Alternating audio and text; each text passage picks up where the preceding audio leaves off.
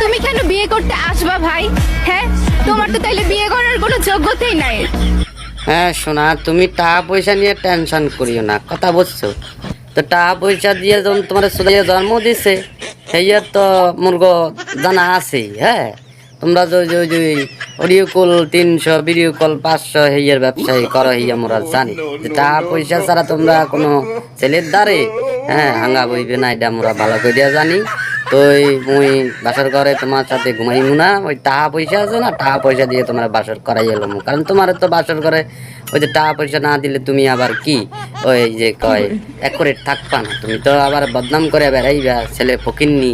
তো ফকিনি ঝকিনির কোনো দরকার নাই, মোরা বংশগত পয়সাওয়ালা, মোর টাকা পয়সার কোনো অভাব নাই। মোরা তোমার টাকা পয়সা দিয়ে গড়াইমু, টাকা পয়সা দিয়ে হওয়ামু, আর টাকা পয়সা তোমার লগে সংসার করবে। তুমি টেনশন নিও না, তোমার যে মানে চলন এই আমরা বুঝে গেছি তুমি কোন ক্ষেতের মাল, কথা বুঝছো? যে টাকা পয়সা তোমরা হাঙ্গা বইবে না।